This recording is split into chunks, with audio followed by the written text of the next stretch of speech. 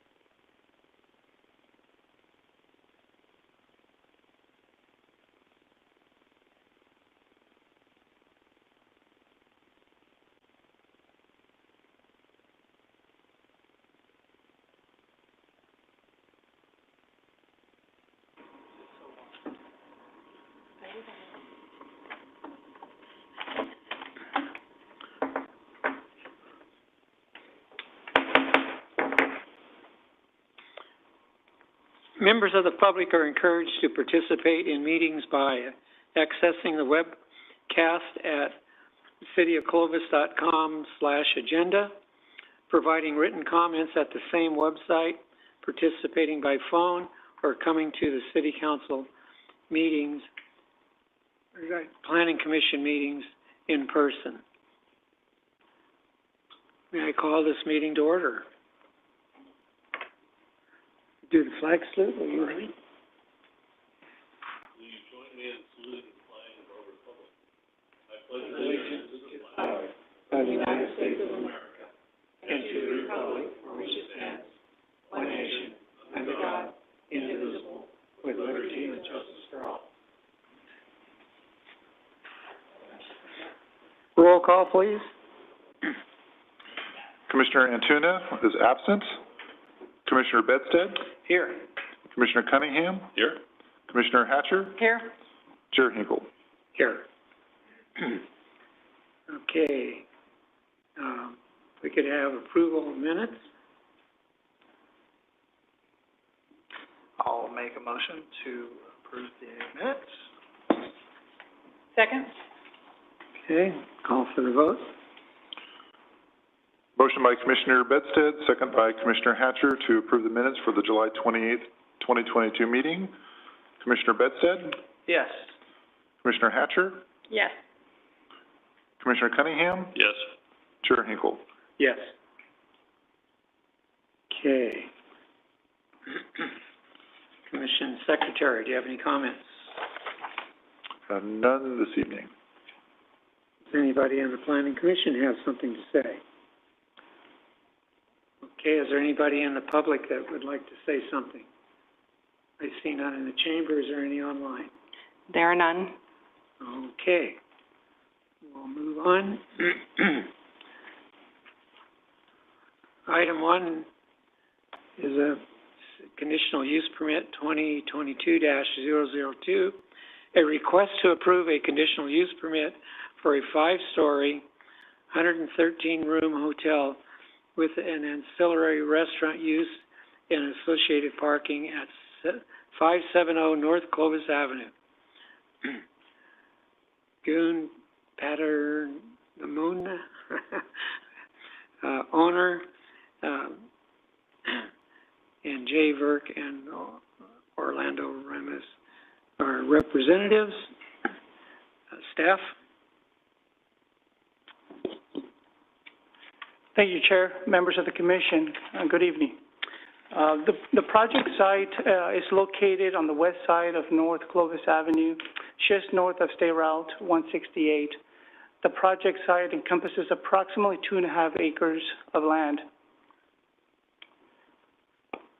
Currently on the project site, there is an existing single-family residential home with some ancillary accessory structures on the property and some vegetation in the vicinity as well.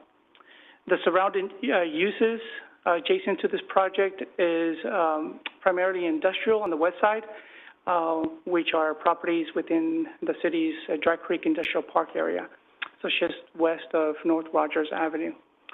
To the north, you have primarily a multifamily developments on both sides of Spruce Avenue, both on the south and on the north side of Spruce Avenue. And we also have a single-family residential on the east side of North Clovis Avenue. And to the south, adjacent to 168, you have primarily general commercial uses. With this conditional use permit this evening, the applicant is requesting the Commission to approve a 5-story, 113-room hotel, which will include parking lot, perimeter lighting, and some landscaping improvements. The project will bring 2 ingress and egress access points, one off of Rogers and the other off of Clovis Avenue. In terms of the hotel design, on the first floor, it will primarily include guest rooms, lobby, meeting areas, gym, restaurants, employee break rooms, and utility rooms. Rooms 2 through 4 will primarily have the guest rooms and some ancillary housekeeping areas. And the fifth floor will have 5 large guest suites, the restaurant and bar and dining deck. And for reference purposes, on the elevation shown on the screen, so the restaurant portion is being proposed to be right up here, and which will include the kitchen area, a portion of the dining floor within the building, and then the other portion outside, right in this area.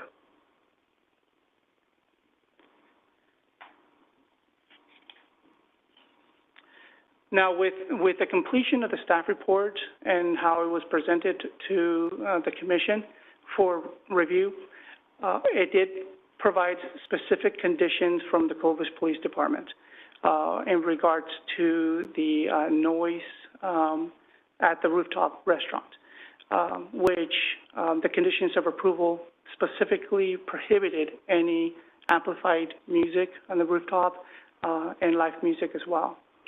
As a result, the police department was able to meet with the applicant yesterday and planning staff to discuss concerns of the potential noise impacts, not only to the neighbors, residential neighbors to the north and to the east, but also noise levels between the hotel floors and the outdoor portion of the rooftop dining area.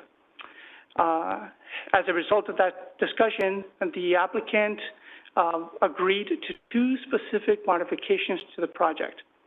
One of them was adding additional airspace and foam padding between the floors to help with the noise issues, and also increase the security tempered glass on the north side of the outdoor dining area to 8 feet in height.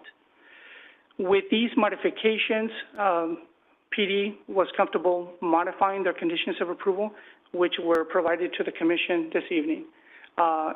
And by the way, PD is here this evening in case the commission has any questions directly to them. As a result of these modifications, the applicant is requesting the commission to consider approving the maximum height from 60 feet, as indicated in the staff report, to 70 feet to accommodate for these changes. As indicated in the staff report, Rezone 1993-02 gave specific height restrictions or modifications allowances for buildings within this property. And as indicated in the staff report, per that rezone, the maximum height can be 81 feet. So therefore, the requested 70 feet still complies with those requirements of the rezone, as approved back in 1993. So therefore, the recommended changes, if approved by the commission this evening, will be condition number 1 under planning, changing the height from 60 to 70 feet, eliminating condition number 10 under planning, which prohibits any amplified or live music, and modified the PD conditions of approval, which in total they provided 15, 4 of them which they significantly expanded on, and made some minor changes on some of the other conditions. So based on those changes, staff recommends that the commission this evening approve conditional use permit 22-002, subject to the conditions of approval listed as attachment 7, and staff's recommendation this evening. And that concludes my recommendation, and I'm available for any questions. Go ahead. George, you can stop right there. The branding, is that the correct branding, or is it going to be a Hyatt place, or is that just for illustration purposes? To my understanding, it's going to be a Hyatt. Okay. It is. Unless the applicant wants to provide an update. Yep, they're giving me a thumbs up. Okay.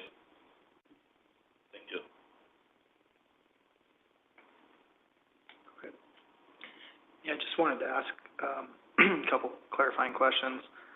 So with the proposed modifications, you would be able to have amplified music out there. The hours of operation for the rooftop remain unchanged, 7 to 12 midnight?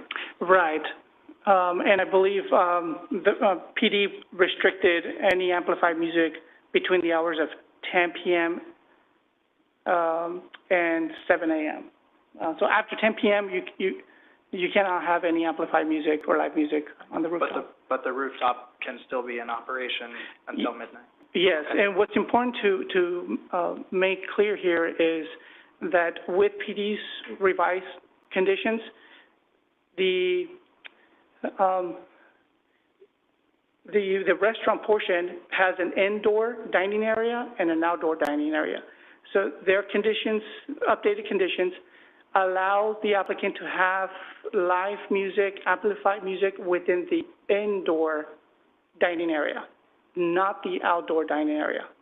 That is still prohibited. That's, okay, that is an important point of clarification. So Yes. Thank you. Now, per condition, I believe it's under condition 11 of PD's updated conditions, they reserve the right to where they can allow the applicant to open the glass doors between the indoor dining area and the outside dining area to allow some of that amplified music to come out to the outside. And they will monitor that, and based on complaints, any concerns, they can revert back to prohibiting, any of that music coming out to the outside dining area. Thank you. My second question is just curiosity. My understanding is that this would be the first of its kind rooftop outdoor dining in the city of Clovis? To my understanding, yes, it is. Yeah. Okay, thank you. If approved, this will be the second five-story hotel approved, but yeah, the first one with rooftop restaurant. Thank you. Any other questions from the commission? Okay. If the project representatives would like to speak on this? This is the first time I had an opportunity to press this button. This is great. Thank you, Chair and Commission. Londo Ramirez, 1050 Shaw Avenue, Bottom Line Development. It's an absolute pleasure to be back here. It's been 20 months since I retired from the city of Clovis, so this is a welcoming sight to see all of you. I missed Alma, but we'll make it happen. A little bit of history on the project side. I first saw this hotel project 3 years ago in 2019. It came in as a DRC, and if you're not familiar with DRC, it's a Development Review Committee. It's a courtesy process that the City of Clovis Plan Department provides for potential developers. At the time, the hotel was in its early concept stage. At that time, it was placed on the northern boundary, about 5 to 10 feet from the northern property line, which is right adjacent to the residential. We made some comments on that, and the applicant was wanting to move forward with that project. They were trying to maximize the open space area to the south. After I retired, subsequent to that, I sat with our architect. I said, listen, I've worked here several years. This is going to be a major concern. So we went to work with our architect, Russ Taylor, who's done a phenomenal job with this design in a short period of time. What he did is he moved it all the way to the south. And in doing so, we did additional research, and what we found in R93-2, the rezone back then, is that there was an allowance that if for every 2 feet you were away from the residences to the north, you could increase the height by an additional foot. Well, that was a win-win for us. We got it 185 to 190 feet away from the residences. There's a 6-foot block wall right adjacent to the residences.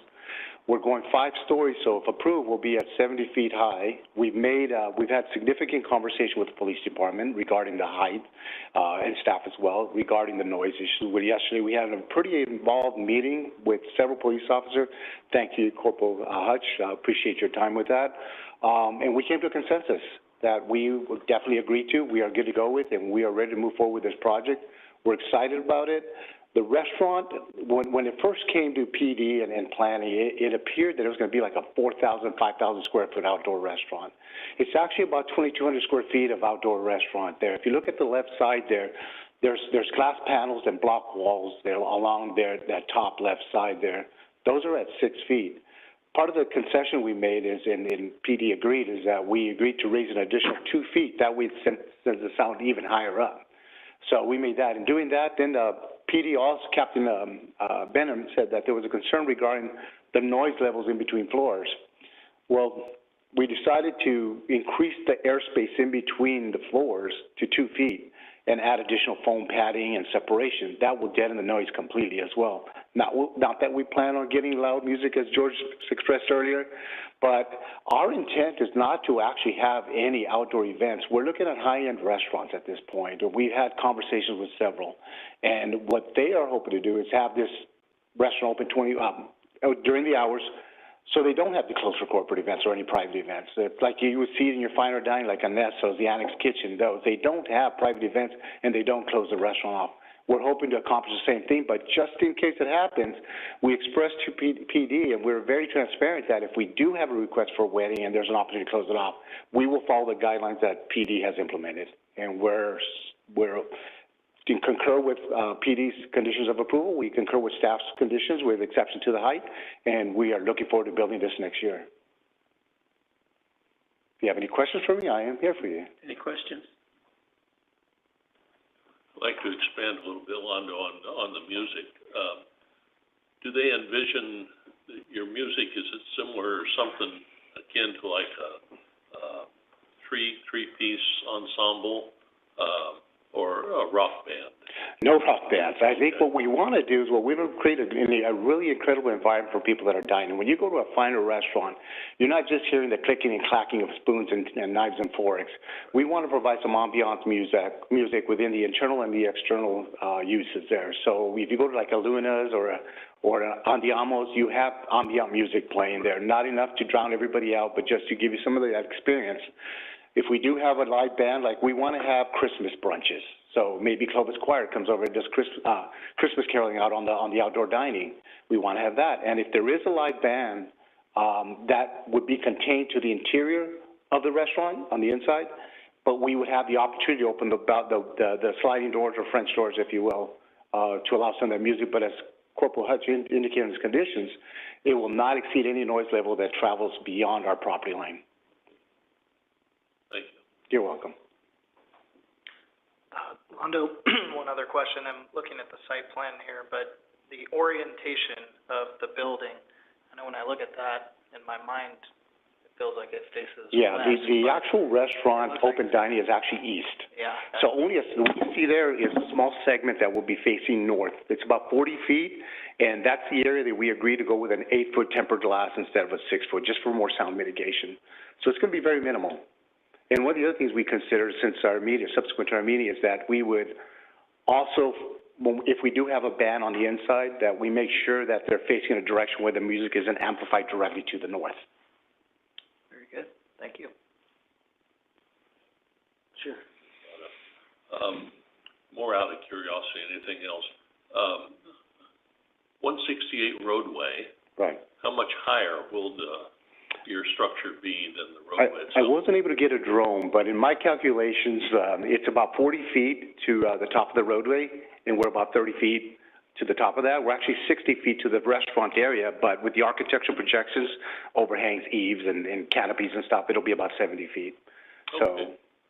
So they'll have patrons up there will have a nice view of Clovis? Right. They'll have an incredible view of Clovis and the Sierra to the east. I think that's a plus, and we want to create that experience. We saw them do this in the city of Fresno with the Quail State rooftop dining there. It's a little bigger in size. I also saw the Darling in the city of Visalia. It was just an old hotel that was with adaptive reuse of an old hotel. It has a rooftop restaurant with some very low 4-foot railings, which I would never get near to. I feel it's a lot safer with an 8-foot tempered glass wall. Okay, and my last statement or question is, the Planning Commission approved a hotel on the other side of 168, a concept for it, and that was about 2.5 years ago. Right. There's been no construction.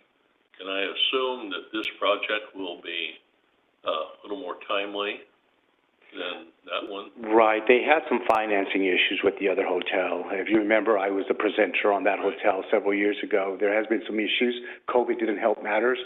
We're in a position where we have the funding now, and that's why we wanted to move forward with this project, and that we have the funding to start construction. In fact, we've already started on all the civil drawings, the mechanical, electrical, plumbing, and structural, anticipating that we will get approved. We want to build this. We want to start in 2023 with construction. Thank you. You're welcome. Any other questions? Okay, thank you very much.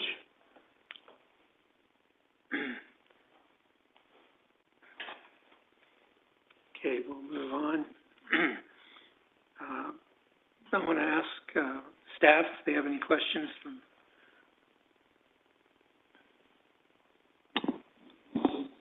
No, not this time.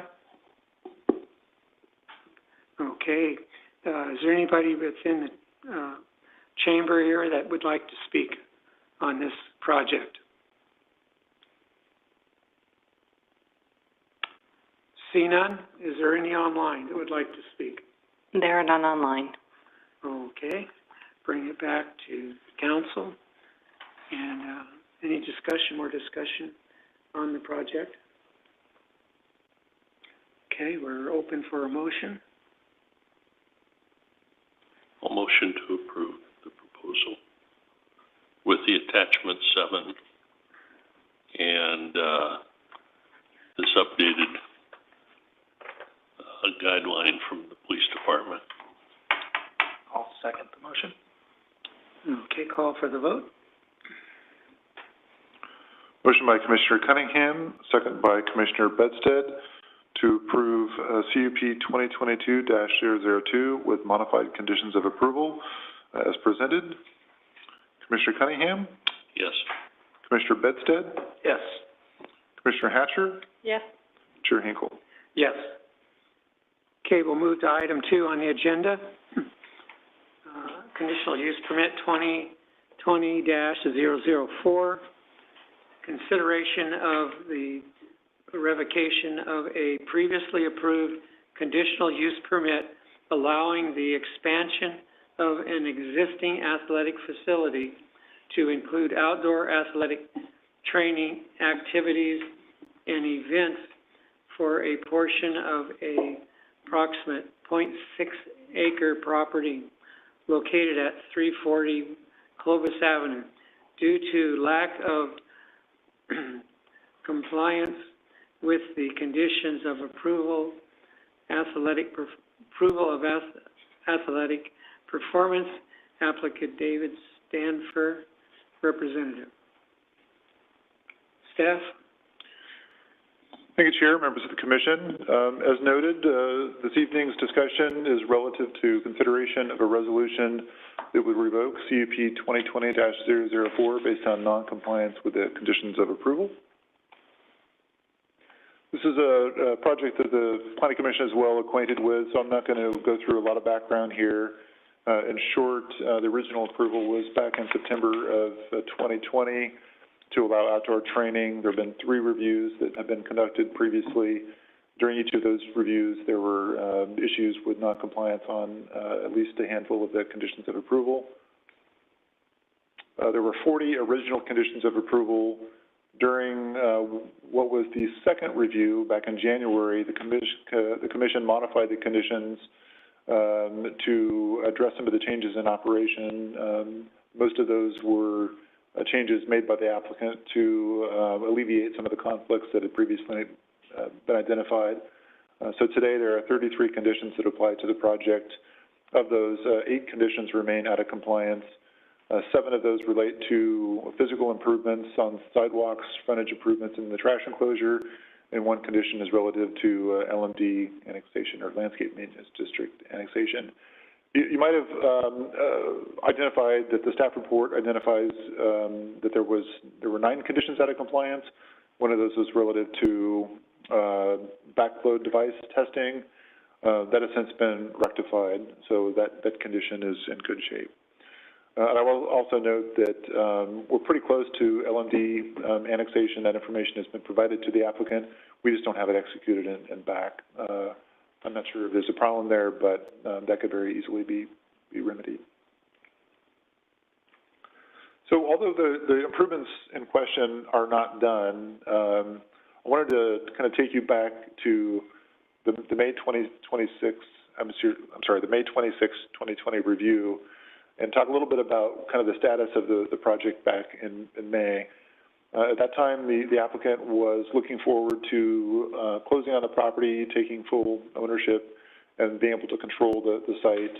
At that point, they had found an engineer to work on the project. They had started the work, and were also, I think, had engaged with a contractor that would do the work when the plans were completed. The applicant outlined for you a schedule for the completion of the work that called for initial plans to be submitted on June 3rd, the final plans to be approved July 25th, and the final completion of work to be done by August 15th. The applicant described they actually hoped that it might be a little sooner than that, but those were the guidelines that were presented to the Commission. The Commission found that was significant progress that had been made and ultimately modified the conditions to suspend the outdoor operations until all the improvements had been completed and the conditions were met. So it basically took away the use that was permitted through the use permit, and then you set a deadline for the completion of all of the conditions to today's meeting, basically August 25th. So the applicant has made some progress, quite a bit of progress since the last meeting, but the improvements at this point aren't done. So I wanted to give you a sense of what the progress looks like. That purchase that we anticipated back at the last May meeting did come to fruition. Ownership changed on May 31st. The initial plan set for the physical improvements was submitted on time on June 3rd. Staff turned that around in one business day, so June 3rd was a Friday. We returned comments back on a Monday. And then the second submittal of plans, I think, is where we kind of ran into trouble. It was a full 2 months before the second set of plans was presented to staff, all the way out on August 3rd. Actually, it was August 2nd at 10:30 p.m., but we logged it down August 3rd. At that point, we had missed kind of that deadline for the approval of the plans, and we found that the information submitted on August 2nd or 3rd, those plans weren't approved. So that caused us really to understand that the timeline was going to be difficult to meet by that point. The applicant did go on to complete what we call a Casp inspection. That's a certified access specialist inspection. That's usually a third party from an engineering firm. Some firms have them in-house, but in this case, a separate third party was brought in to perform an accessibility inspection. The applicant's engineer met with engineering staff just a few days ago on August 11th to finally get on the same page with some of the plan review comments where there was an apparent disconnect. So that got remedied. They're currently working on the plan corrections and also working with staff is now working with the contractor on getting their encroachment permit to get that work started. We heard back from the applicant today. In fact, the applicant's engineer that they expect what would be the third submittal on the plans to be made on Monday. As I noted, that backflow testing has been done as well. I put an asterisk on that because that's new information that we just confirmed this afternoon. So really, I want Sean Smith here from our engineering department to talk to you a little bit about the status of the improvement plans because so much of the compliance status has been based on the plans. I wanted you to have an up-to-date sense of where those plans are and kind of what we think could happen going forward. Thanks, David. Yeah, before the August 11th meeting, it had some concerns. We just didn't seem to be making a lot of headway, but the August 11th face-to-face meeting was really good. I think we made a lot of good headway, and I really expect on Monday we're going to get very good plans, if not approvable, very, very close. So I expect to see that early September we will have approvable plans, and the applicant is expecting the same thing. They are working towards getting their encroachment permit ready to go, and they're thinking it's going to be within a week or so that they have their permit shelf ready, their plans are following suit, and they're ready to go. So I'm hearing from them that they are, even though they may have met or missed some of their initial timelines, they still seem really engaged and committed to completing this project. And I'm going to pause and just allow you to ask any questions of Sean on the status of the plans at this point, if you have any questions. Do you have any questions? So if you get them on Monday and they are approved, how long will it then take before the work can be started and completed? Yeah, that's tough to know, probably better, answered by the, applicant and their contractor, but I would expect it might take about a month or so once they start. Just, there's some demo, they gotta do a couple pours of concrete, gotta let it cure and such. So I would think a month would be pretty good, you know, unless they run into problems with material deliveries or things like that are just happening all over the place right now. Okay. They could start as soon as their plans are approved and their encroachment permit is approved, so I would think that would be maybe mid-September that we're starting. Okay, thank you. Sean, I'd like to speak to two items. The, item 13 is, applicant should make provisions for refuse service in an approved refuse container on the subject property. That doesn't mean the enclosure. I'm assuming it's just the service. And it's, as of the 18th, it's still, the trash enclosure wasn't constructed. Is there any progress on that at all since we've been dealing with for several months? But yeah, that is part of the plans as well. So when we get the plan approval, that will be part of the scope. Okay, and speak to the LMD. What is the applicant required to do to secure the LMD agreement, I assume? Yeah, the LMD is going to set up an assessment for them. We have drafted the document that would create the assessment. It's in their hands to look at, and then when they agree, they will need to sign and get it notarized. They could use their own notary. They could also use the city's notaries if they choose. And then once staff has it in hand, we consider that condition completed. We still have a few more steps before we start initiating the assessment, but for them to get from where they are today to completing that just requires a signature to notary. Can you take me then from August 18th, the notes say out of compliance, LMD annexation request not signed. That's August 18th. Take me from August 18th to now. Has there been any progress on the LMD? I've just heard that they've looked at it, and I don't hear that they are opposed to it. Maybe the representatives can talk on that a little bit more, but I don't hear that they're opposed. It seems like they will be signing it. Yeah, that was supposed to have been signed on the 2nd. Is that correct?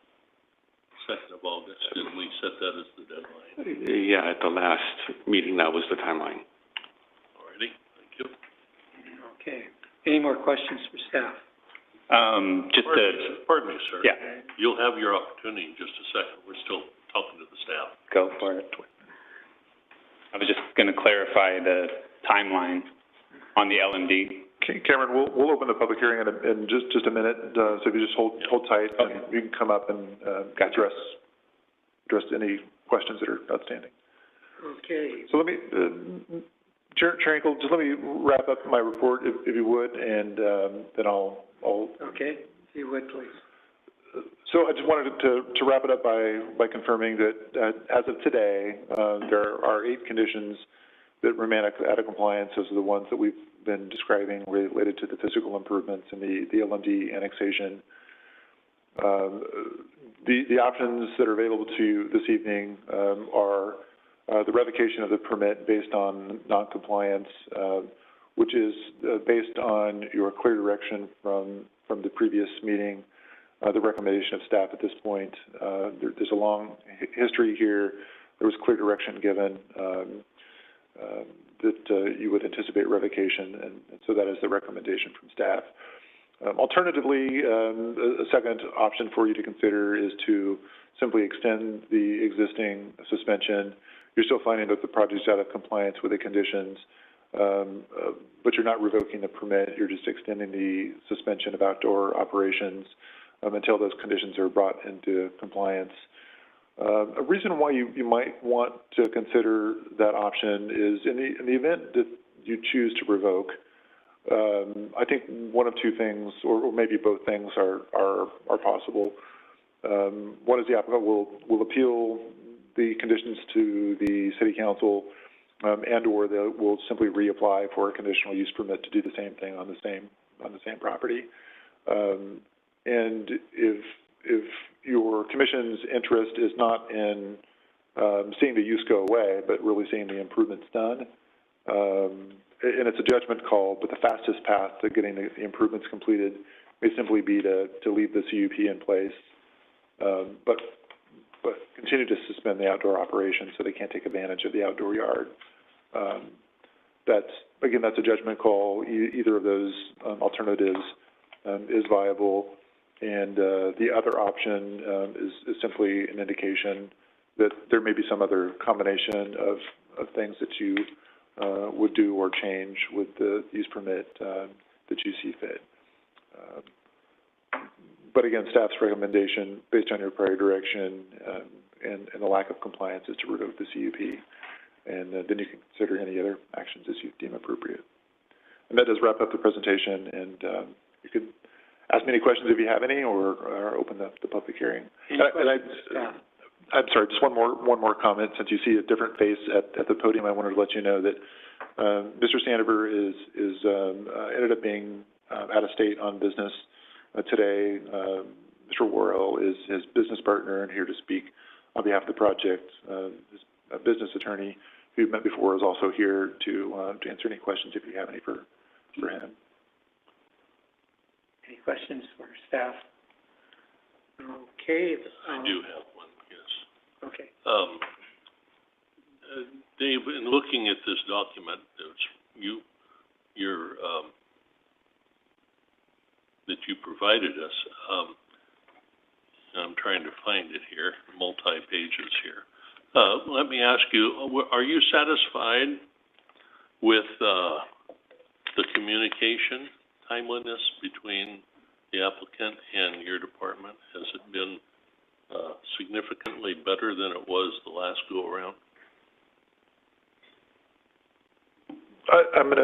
Sean is already anticipating this question, and I'm going to pass it to him because the bulk of the communication has been regarding the improvement plans, and that's primarily occurred through Sean. So it is much improved, yeah, and especially since the face-to-face meeting, I think that really kind of broke things loose, and yeah, I think the communication is much better than it started. Any other questions? Yeah, I guess just for my edification, what prompted the face-to-face meeting? I guess sounds like maybe that could have made more headway had that happened much earlier, but was that the result of, several misses and finally everybody got together? It had been offered, it just hadn't been taken advantage of by the applicant's team, and I guess our calendars just finally aligned and allowed us to meet. So, yeah, it had been offered from the very start, but it was really, Commissioner Bed said, it was good progress. Good. Second question is regarding if the commission votes or proceeds here to revoke the CUP and the applicant reapplies. You mentioned, quickest path is put it on pause, kick the can again, however you want to term it. Just help me with the current state in the planning and development department. How quickly do you think that would occur if the applicant was back? So let me back up. You said mid-September is probably, we've missed a lot of deadlines here.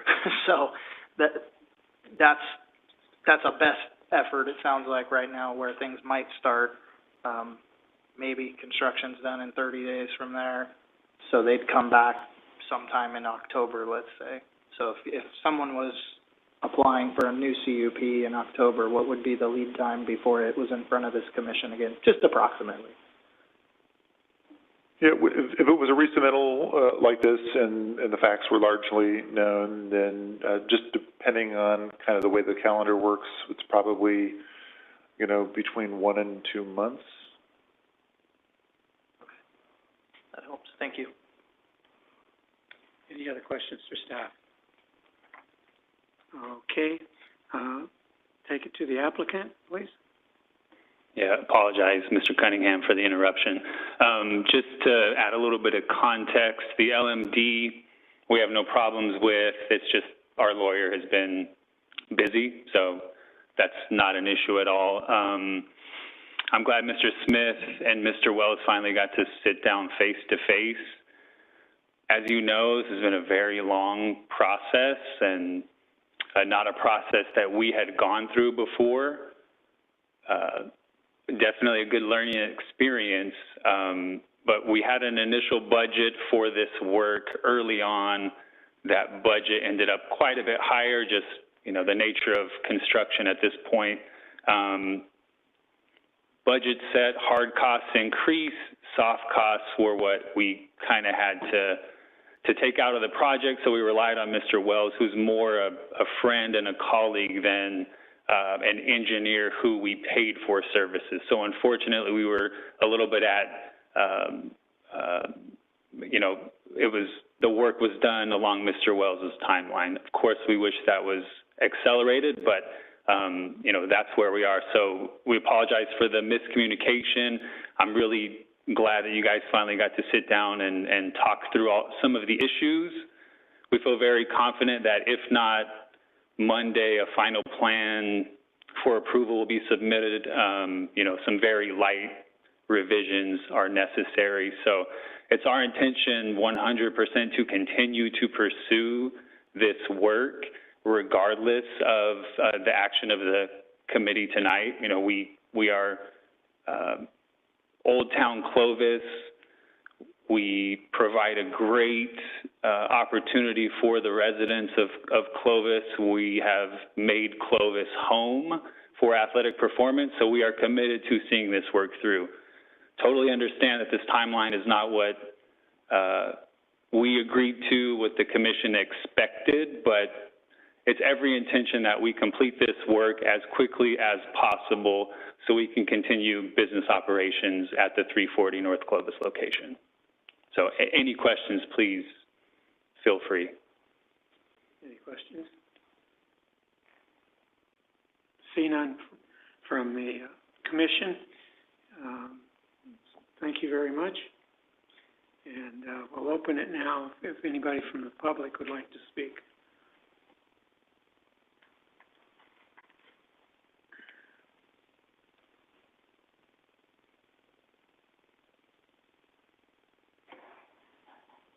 Hi, good evening. My name is Christine Wilson. I'm a resident here in Clovis, and sorry, I'm just a little nervous, so I hope I can get this out. So I'm coming at the athletic performance from a parent perspective.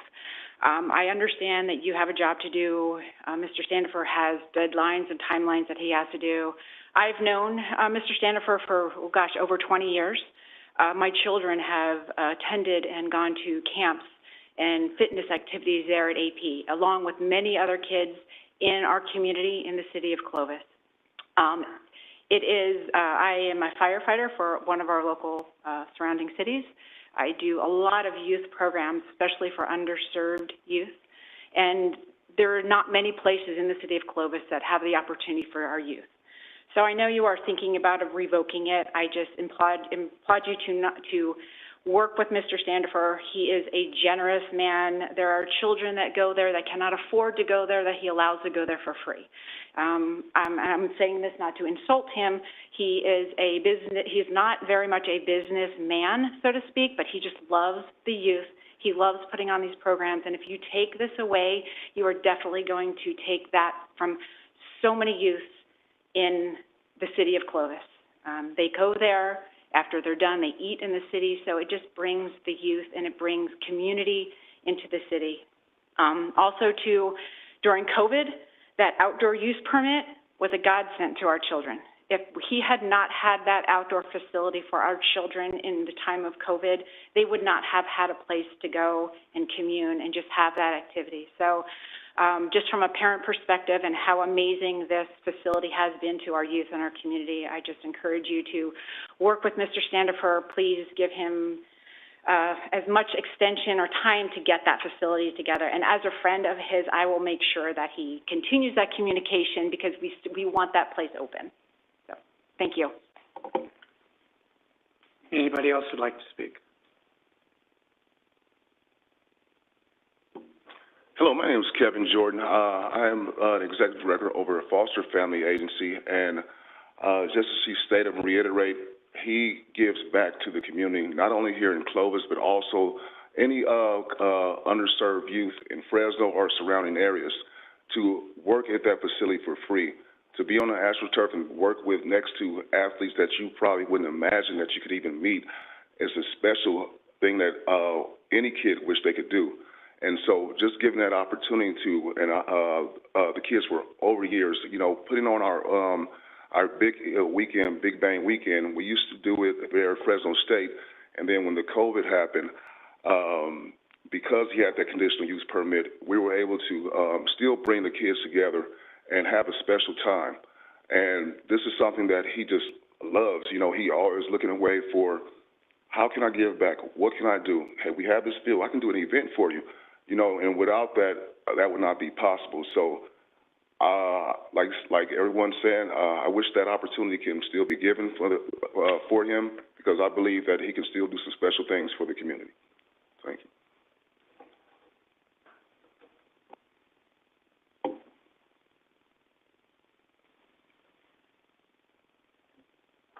Hi there. My name is Scott Wilson, and just a little background on myself. I run a youth football program here in Clovis, the Clovis Rebels youth football program, and I have for 9 years. And we're kindergarten through 6th grade. And over the last 4 or 5 years, Dave has invited us in, preseason training, kids on that field. We've been doing stuff inside, and then when he got the field outside, we kind of expanded, and he does a lot of training with my kids.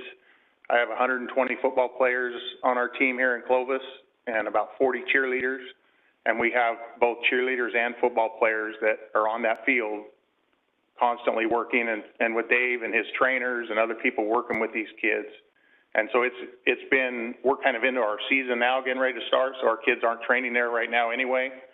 But you know, they still come in on the weekends and after hours and things like that, and usually in the evenings would be out there this time of year on the field. So, I mean, it's just kind of playing off of what they've just said. It's a huge opportunity for the youth here in Clovis to have that place right there, downtown Clovis, walking distance to restaurants, everything else. I mean, I've got parents and families bring our football players out there constantly and work out, walk down the street to DeChico's or 500 Club or wherever and grab dinner afterwards. And so to see it shut down would be would not be good for the kids that I know of. I mean, they're already disappointed right now because they haven't been able to go. But you know, I understand what's going on, but it's tough. So hopefully you guys take all that into effect as well. Great, thank you.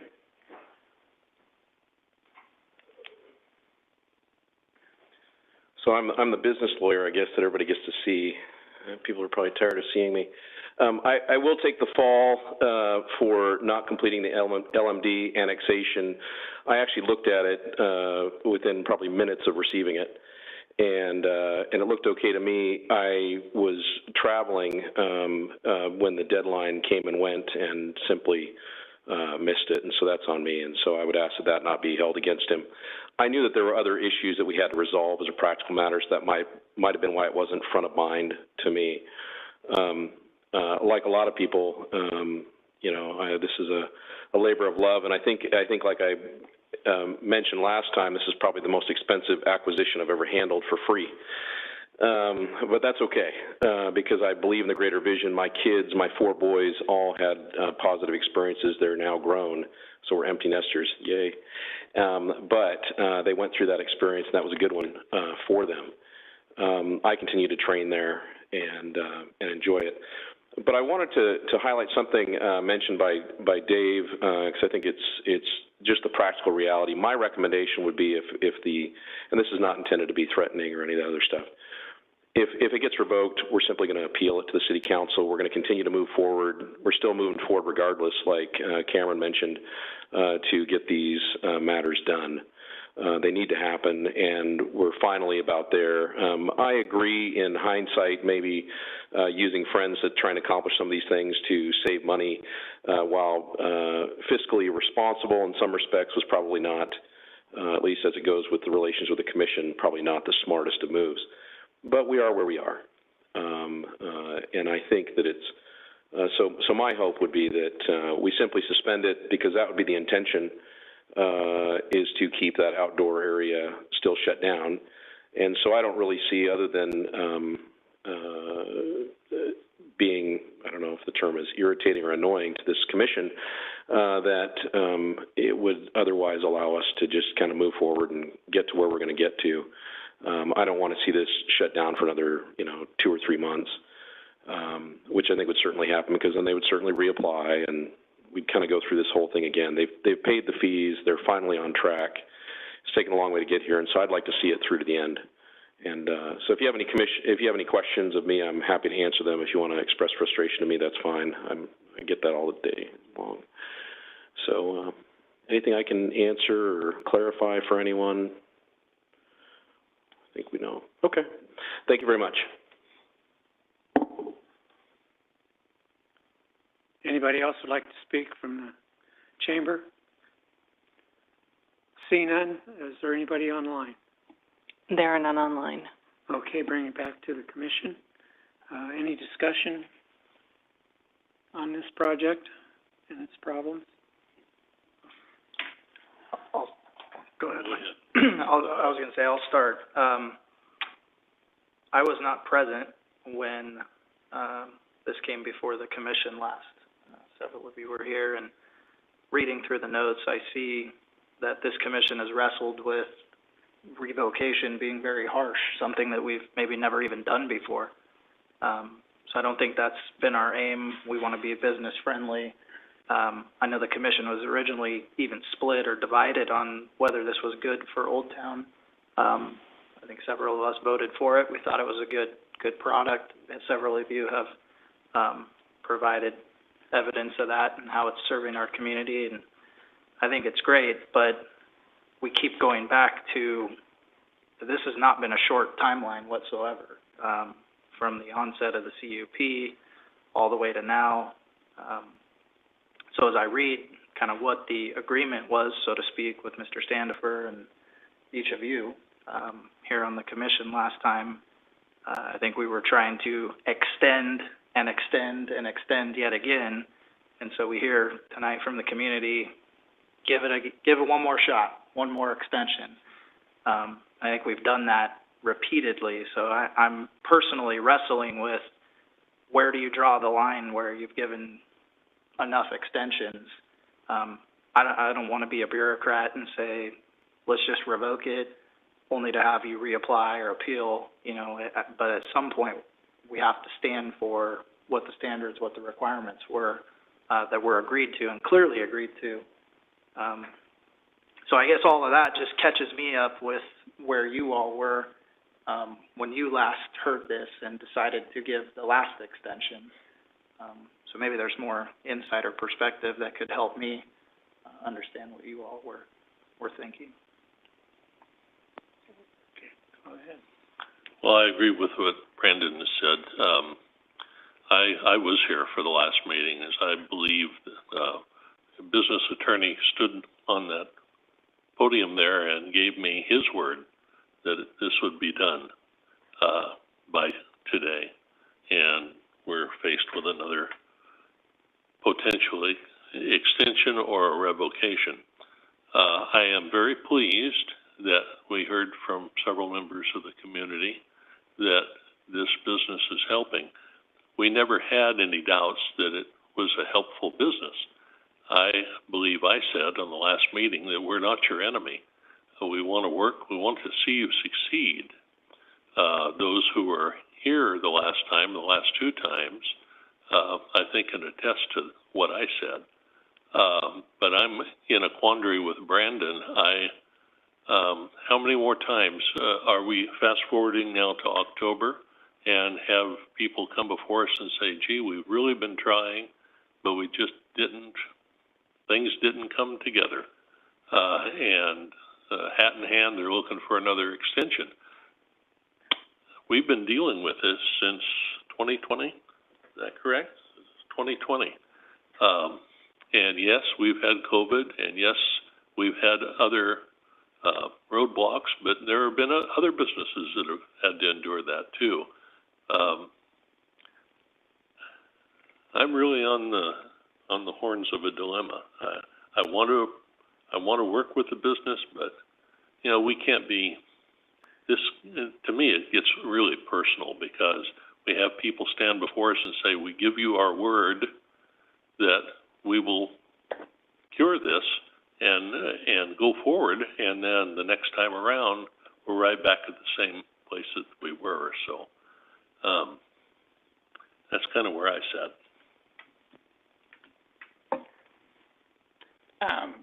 I think I've been up here the longest, probably like 11 years, and to my knowledge, we've never revoked anything, so that's very hard for me to do. Having said that, I do understand, Commissioner Cunningham, that it's been a very long time, and you guys have come before us multiple times asking for extensions. Understandably, yes, having friends do work versus hiring somebody probably isn't the best. I would have done the same thing in your shoes, so I can't fault you for that. In good conscience, I'm very opposed to revoking, only because I think you do provide a good service. I think you've not necessarily made some of the best choices and probably shouldn't have made promises to have things done when you didn't think you could actually get them done. Having said that, we've all been down that road. I don't have a problem giving one more extension with the caveat that if it is not done, I cannot possibly see coming back from that. I do understand that if you're going to move forward, you're going to appeal it to City Council, whether they would back us up or vote against how we vote. You know, I don't know. But I do believe that you have a vision for your company and you're going to move forward, and I don't want to impede that. But I do think not allowing you to use that facility right now as it currently stands is probably the best solution, so that you guys have the time to get it together, get done what you need to get done, and come back. That way you're not having to reappeal for something. That's my personal belief. That's what I would vote for. And by all means, please do whatever you got to do to get it done on Monday and move forward with it. Any other? Okay. Pardon me, Paul. Yes. So in hearing from the two of you who I know were here last, I guess the question I'd like to ask maybe Mr. Worrell or Mr. Standifer's attorney, if we can have him comment still, is, you know, Sean, you've outlined for us this face-to-face meeting was the best thing. That's the way I'm interpreting it. That was the best thing, that was the catalyst that maybe has broken down some barriers. I'm hearing from you that there's a high degree of confidence that the plans are going to come in and likely they'll be approved, or if they're not, we're talking a very minor, hopefully, my words, adjustment to get to that approval, right? So we've got to achieve these milestones. And along the way here, right, we've kind of effectively rendered the CUP inoperable for now, right? I mean, the commission has voted to not allow the space to be occupied or used.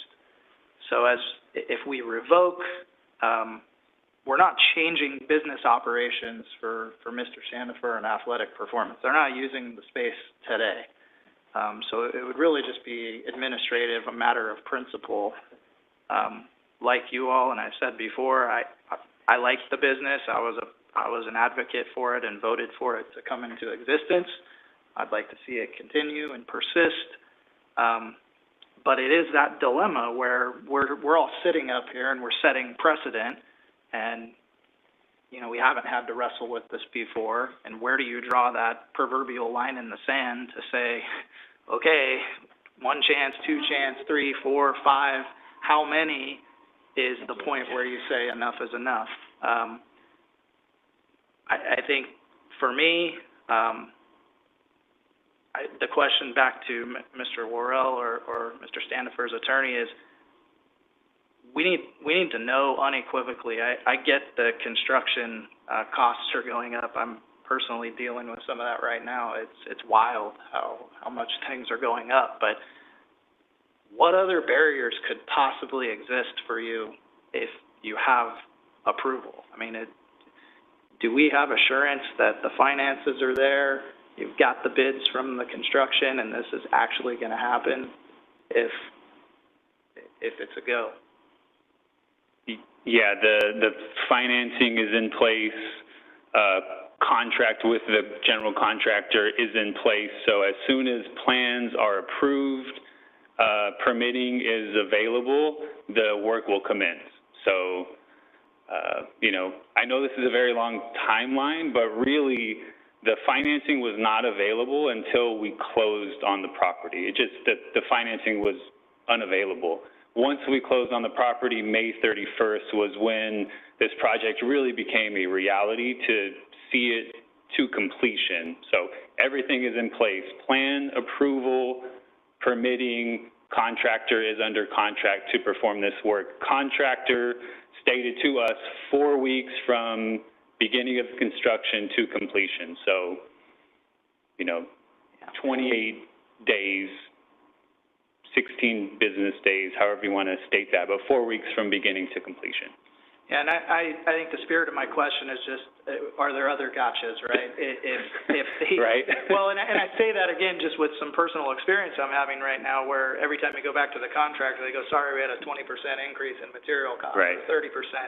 So as long as you're satisfied and you're saying, nope, I got a fixed cost, it's not, they're not going to rebid it, and you're going to be surprised and say, geez, we don't have enough funding. Right. And now you're going to be back here saying, we're still trying to secure more funding, give us another extension, right? I think that's the conundrum that we're in. We've gone through that, which is why we contracted with the contractor to lock in a price that we were comfortable. I say we were comfortable with. We were as comfortable as we could be at the point in time that we were, right? You're accepting of it. If we come back in 3 months and this is not completed, then it's a failure on athletic performance part, 100%. You know, we are where we are today because of, you know, some probably unrealistic timelines.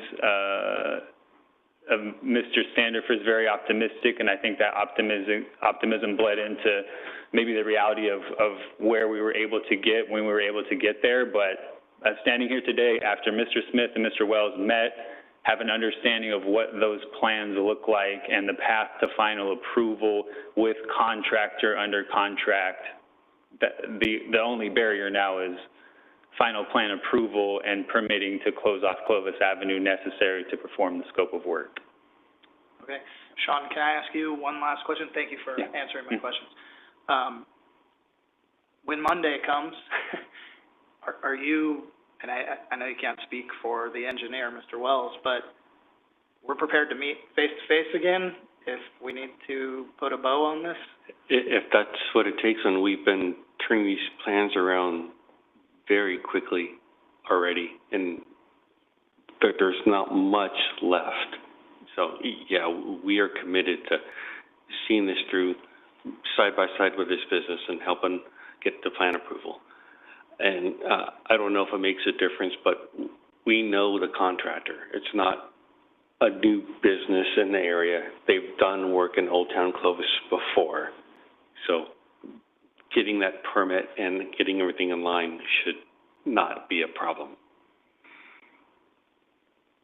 Okay. One question for Sean, sorry. Okay. So one last question. Having said that, when he commented on closing Clovis Avenue, is that a problem with the city at all, or once that permit, that's still part of the plan? You're not going to get delayed because Clovis Avenue up the street is also closed right now, and if at most they'll be closing down that outside lane, just one lane. Okay, so they'll be able to work in conjunction with the work down the street at Fifth. It won't be a problem. Well, I just want to make sure that after all this, we don't delay them, you know. Very good question. Yeah, okay. That is one we talked through already, but yes, we're ready to go. If I can go to Renee, you have something? Thank you, Chair and Commissioners. For those that don't know me, my name is Renee Mathis. I'm the Director of Planning and Development Services. I just wanted to comment on some of the Commissioners' struggles with completing this work. At the last Planning Commission meeting, when the outdoor operation was suspended, it really took the site back to kind of its original conditions where the site work would not have been required.